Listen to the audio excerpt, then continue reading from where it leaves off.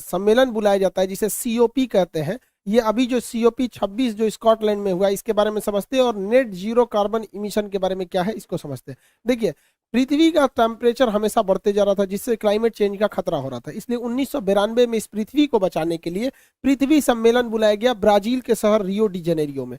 अब इसे रियो सम्मेलन या पृथ्वी सम्मेलन भी कहते हैं 1992। इसका मुख्य उद्देश्य था, इसने एक एजेंडा 21 पारित किया। एजेंडा 21 क्या है? देखिए, ये 1992 में हुआ। अब 1992 में इसको टर्म्स को समझिए, जब कभी हम कोई सन लिखते हैं जैसे 1992 लिख रहे हैं, तो ये पहला जो 2 अक्षर है ये इस सदी को बताता है जो शताब्दी या जो सेंचुरी बीत चुकी है। तो 19 लिखा है तो 19 सदी बीत चुकी है, और ये है एक उसके आगे है यानी 20वीं सदी चल रही है। और 20वीं सदी में भी देखिएगा तो ये 8 साल ही बचा हुआ है, यानी 8 साल बाद कौन सी सदी आ जाएगी? 21वीं सदी। जैसे अभी हम लिखते हैं, मान के चलिए 2008 लिखते हैं, तो ये वह सदी है जो बीत चुकी है, यानी 20 सदी बीत चुकी है, और उसके आगे भी है यानी एक और आगे, तो 21वीं सदी। तो इन्होंने देखा कि 1992 में हम लोग 19वीं सदी जी चुके, 20वीं सदी में बस 8 साल बचा हुआ है, यानी कौन सी सदी आने वाली थी? तो 21वीं सदी आने वाली थी। तो 21वीं सदी को बचाने के लिए इन्होंने एजेंडा 21 पारित किया था और कहा था कि पृथ्वी को बचाना हर हाल में जरूरी है, क्लाइमेट चेंज से दिक्कत हो जाएगा। तो इसकी जिम्मेदारी इस सम्मेलन में दे दिया गया यूएनएफसीसी को। यूएनएफसीसी का फुल फॉर्म होता है United nation framework convention on climate change. इसी की पूरी जिम्मेदारी देगी कि भैया तुम्हारा ही काम है कि पर्यावरण का ध्यान रखना। अब इसमें क्या है कि उस यूएनएफसीसी में 193 मेंबर देश बने सब। इसका मुख्य उद्देश्य था कि पृथ्वी के टेम्परेचर को हम 2 डिग्री सेल्सियस से ज्यादा नहीं बढ़ने देना है, उससे कम ही रखना है। इसमें हर साल बैठक बुलाई जाने लगी। तो ये बैठक बुलाना जरूरी था ताकि इस बात का गहन चिंता और चिंतन किया जा सके कि कितना काम हुआ है। तो इसके सम्मेलन को ही सीओपी बोलते हैं, कॉन्फ्रेंस ऑफ पार्टीज। पार्टीज मतलब कौन कौन देश इसमें शामिल है, तो कॉन्फ्रेंस ऑफ पार्टीज को ही शॉर्टकट में सीओपी कहते हैं। ये सम्मेलन 1992 से नहीं हुआ, हालांकि यूएनएफसीसी का गठन 1992 में हो गया, लेकिन इसका पहला बैठक बुलाया गया था 1995 में। तो जब भी बैठक बुलाया जाएगा तो हर एक पार्टी यानी देश के मेंबर का बुलाया जाएगा, तो कॉन्फ्रेंस होगा, कॉन्फ्रेंस ऑफ पार्टी, जिसे सीओपी कोप कहते हैं। अभी जो हुआ तो पहला जो सीओपी बुलाया गया था कॉन्फ्रेंस ऑफ पार्टी, वो 1995 में जर्मनी में बुलाया गया। अब उसी के बाद टेंटेटिवली हर साल बुलाया जाता है। तो जो इस साल बुलाया गया है 2021 में, ये स्कॉटलैंड में बुलाया गया है। तो देखिएगा उस हिसाब से सीक्वेंस देखेंगे तो ये 26वां बैठक था, इसलिए इसे सीओपी 26 कहते हैं। अगला जब होगा तो उसे सीओपी 27 कहेंगे। तो सीओपी का मतलब होता है कॉन्फ्रेंस ऑफ पार्टीज। अब एग्जाम में आएगा तो आप ये मत सोच लीजिएगा ये किसका हिस्सा है, यूएनएफसीसी का ही एक पार्ट है। ये एक मीटिंग होती है यूएनएफसीसी की ओर से कराया जाता है। अब इसमें क्या था खास बात, तो देखिए इस बार यह बैठक स्कॉटलैंड में बुलाई गई थी। स्कॉटलैंड के बारे में पहले समझिए। ये नीचे जो देश ग्रीन कलर का दिख रहा है ये इंग्लैंड है, ये वेल्स है। तो ये इंग्लैंड, वेल्स, स्कॉटलैंड, जब इन तीनों चीजों को मिला देते हैं तो उसे ब्रिटेन कहते हैं। यही ब्रिटेन वाले भारत पर शासन किए थे। तो तीनों को मिला देने से बनता है ब्रिटेन। अगर आप इस ब्रिटेन में आयरलैंड का ऊपर का भाग, उत्तरी आयरलैंड भी मिला देते हैं तो बन जाता है यूनाइटेड किंगडम, जिसे शॉर्टकट में यूके कहते हैं। तो हमारे ऊपर यूके वालों ने शासन नहीं किया, हमारे ऊपर ब्रिटेन वालों ने किया। तो ब्रिटेन में भी 3 आएगा, स्कॉटलैंड, इंग्लैंड और वेल्स। ऐसे भी देखें प्रिंस ऑफ वेल्स भारत में आए थे, आगमन हुआ था यहाँ से। तो ये स्कॉटलैंड जो है वो ब्रिटेन का हिस्सा है। तो स्कॉटलैंड में इस बार सम्मेलन हुआ। इस सम्मेलन में तुर्की भाग नहीं लिया, चीन ने नहीं लिया, रूस ने भी भाग नहीं लिया। इस सम्मेलन का मुख्य उद्देश्य जो आकर्षक पॉइंट था वो था नेट जीरो कार्बन इमिशन 2050 तक। 2050 तक कार्बन का नेट जीरो कर देना है। अब इस सम्मेलन सीओपी 26 जो हुआ, यानी 26वीं बैठक, पहली तो 95 में हुई थी 1995 में, 26वीं 2021 में हो रही है। तो इसमें मुख्य उद्देश्य इन्होंने कहा कि पूरी दुनिया को 2050 तक नेट जीरो करना है। नेट जीरो मतलब जितना कार्बन का हम उत्सर्जन करेंगे उतना ही कार्बन को हम सोख लेंगे।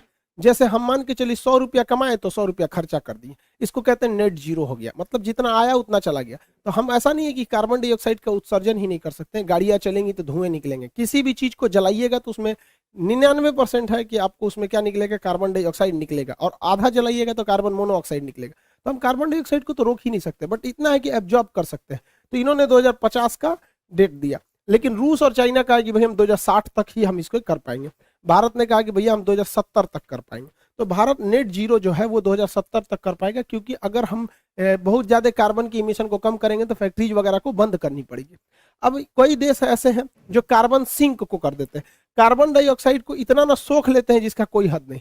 देखिए, कार्बन डाइऑक्साइड को सोखने की सबसे ज्यादा क्षमता समुद्र में थी, बट ये लोगों ने अब तक इंडस्ट्रियल रिवोल्यूशन जो हुआ था उसके बाद इतना ना कार्बन डाइऑक्साइड को सोखा है, इतना CO2 को सोखा है कि अब इनकी क्षमता खत्म हो चुकी है। अब महासागरों ने जवाब दे दिया, तो एक ही रास्ते बनते हैं, जंगल।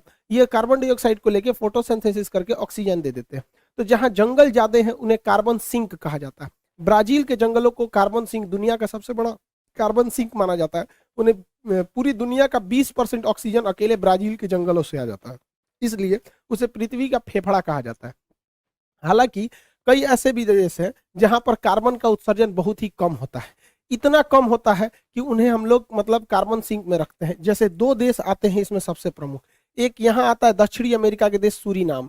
ये सूरीनाम में कार्बन सिंक बहुत ज्यादा है, यहाँ पे कार्बन का उत्सर्जन एकदम नेट जीरो अभी हो चुके हैं, ये लोग नेट जीरो हो चुके हैं। और यहाँ भारत का पड़ोसी राज्य भूटान की बात करेंगे तो ये नेट जीरो तो है ही है, ये कार्बन निगेटिव है, यानी इसके पास कार्बन जितना उत्सर्जित होता है उससे ज्यादा ही उसको सोख लेता है। और अगल बगल भारत से भी जो CO2 उड़ के जाता है, चाइना से जाता है, नेपाल से जाता है, उसको भी ये सोख लेता है।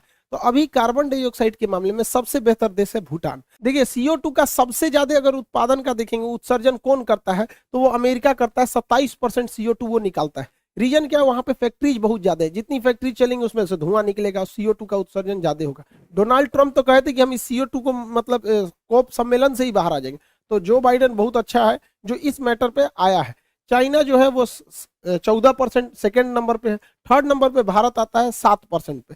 देखिए, CO2 का उत्सर्जन दुनिया में जितने विकसित देश थे, जो पहले इंडस्ट्रियल रिवोल्यूशन हुआ था ब्रिटेन वगैरह में, तो उन्होंने CO2 का उत्पादन किया। और जो बेचारे गरीब देश है उनके पास CO2 का उत्सर्जन ही नहीं हुआ। अब उन पे नियम लगाइए कि आप उत्सर्जन मत कीजिए, तो वो कहते हैं कि भैया तुमने पूरी फैक्ट्री लगाई, तुम इतने अमीर हो गए, तुमने पूरे पृथ्वी को चौपट किया, हम तो कुछ किए ही नहीं, अब हमारे पे नियम क्यों थोपते हो? एक काम करो, तो सोलर प्लेट से बिजली कैसे बनती है ये टेक्नोलॉजी ट्रांसफर करो, या फिर हमारी मदद करो। तो अमीर देश इस टेक्नोलॉजी को भी ट्रांसफर नहीं करते, अब कहते हैं हमसे खरीदो, तो कहता हमको कौन चीज खरीदना है, तो पृथ्वी को हम चौपट होने देते हैं। तो इसके लिए एक अलग से बजट अलॉट किया जाएगा, जिससे कि गरीब देशों को टेक्नोलॉजी खरीदने में या ट्रांसफर करने में सहायता मिल सके।